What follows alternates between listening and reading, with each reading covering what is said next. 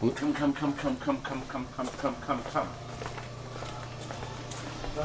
Pennant Fever, the game of the future.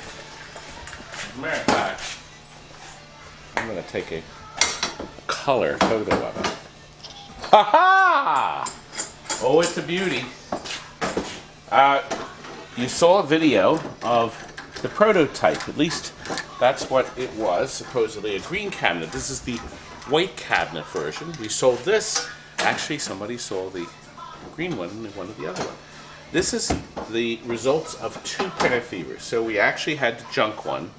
There were just so many parts between the two we had to put together. But we ended up with a really nice Pennant Fever. Almost perfect back glass. Look at this cabinet. Terrific looking control panel.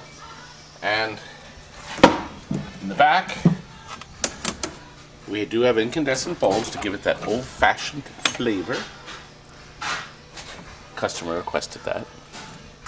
And we have rebuilt the power supply. New resistors.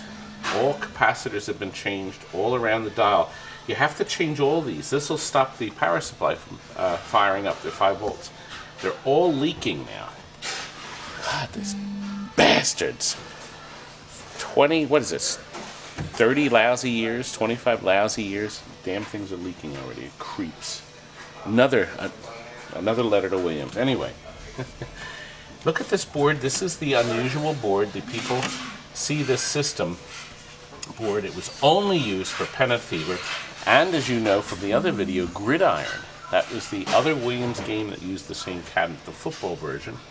Only used it twice, but what's so neat about it is they got everything on the board: the speech, the sound effects, the lamp driver board, the switch lines, and the display circuit. Notice there's no extra circuit board. Everything runs off of this one board and the power supply. That was it. It was actually a great idea. I only have one example of it. There's only 2 displays, 2 standard 7-digit displays in this machine. And I'm trying to think of what else we can show you. Otherwise, how nice it is. One thing, it was a little confusing to some people. When you play one player, no, we have it on coin op. They wanted it on coin op. Isn't that neat?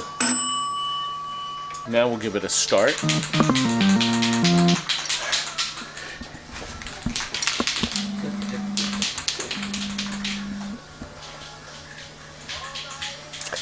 By the way, we have a real treat for you today. We are going to put up part 1 of an amazing phone message. We call him the Seawolf guy. You are not going to believe it, but keep watching. We're going to have it up tonight. Anyway, let's get back to this.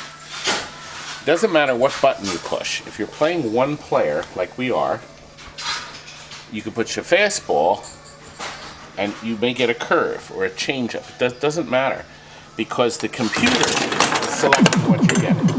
So the computer picks out exactly what kind of shot you get, no matter what you push. But when you play 2-player on a machine like this, that's when one player's batting, one player's pitching, and you can kind of cover up and figure out what you want to pitch your friend. I wanted you to note, these buttons glow a little.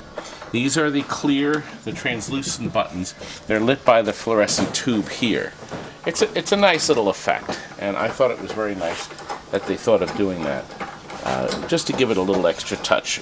With Robotron, for instance, they put light bulbs in. I think Sinistar has light bulbs too, games put light bulbs in. But they just use the fluorescent light coming off of this to do it. And this nice silver button here too. Really beautiful piece of equipment. Customer is getting this today, and I think he'll be very happy. And watch, because we got some great... We're in the yellow pages under amusements. Living is good, isn't it, folks? That's all for now. Good night.